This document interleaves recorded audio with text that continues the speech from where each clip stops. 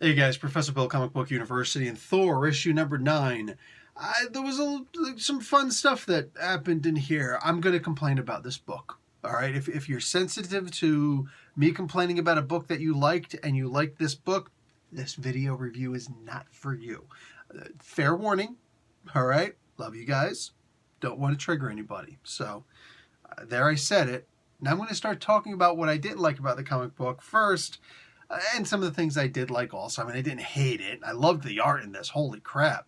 But let's talk about the people who actually made this book. So this is Prey, part 1 of 6, beginning of a new story arc.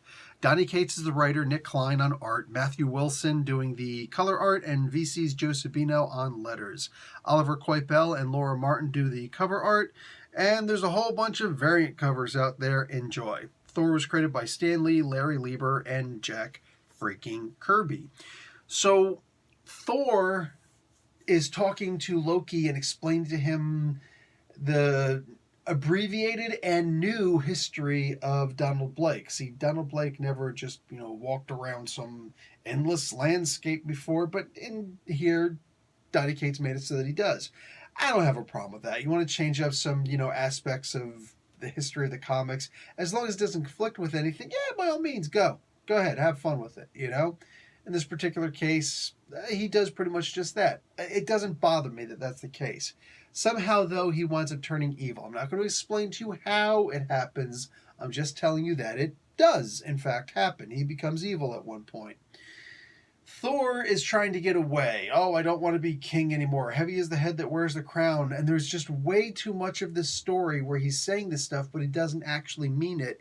He just wants to communicate with the spirits in that spirit realm where Donald Blake would be normally. So it's interesting to see that he needs to go back and let Donald Blake take over for just a weekend, just 2 days or so. Depends on how early it was on Friday. It might be 3 days. So that he can commune with these spirits. The problem is with a corrupted Donald Blake, he comes out and he's very, very different. In fact, he's strong enough to actually break the bones of a god.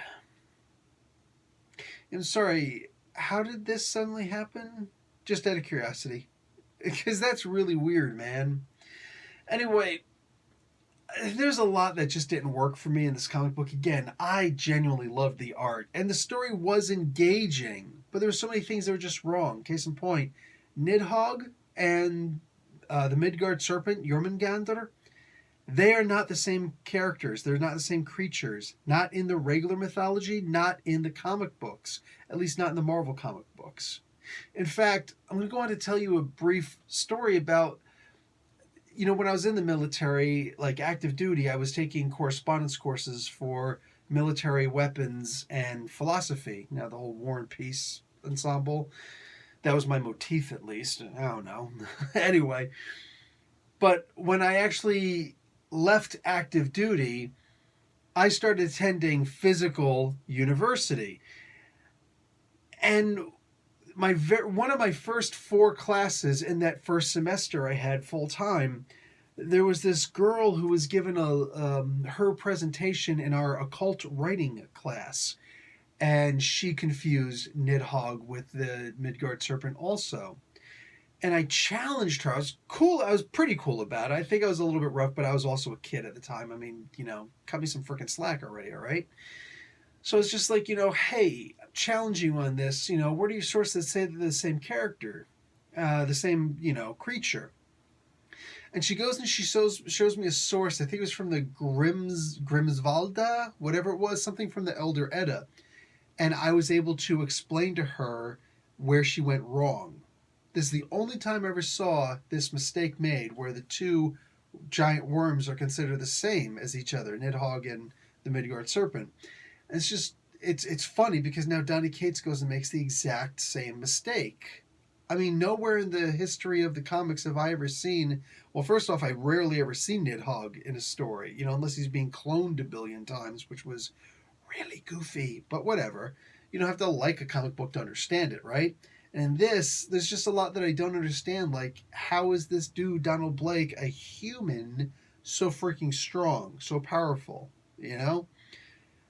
there's a lot that just kind of bothers me about this. When you make, it's just got to be a mistake. Nidhogg and Jormungandr are not the same character. So, it's freaking weird, man. Anyway, for the most part, I didn't really like the book. I'm sorry. There were some things that I thought were fun. Again, it was very engaging.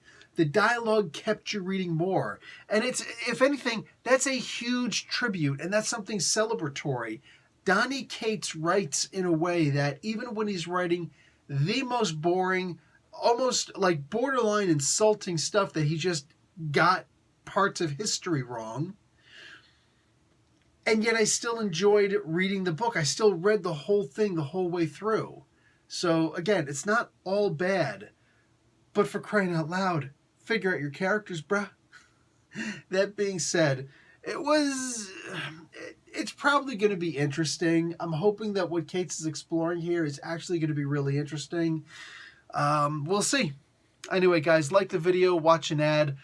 Don't forget to subscribe. Professor Bill, Comic Book University. Class dismissed.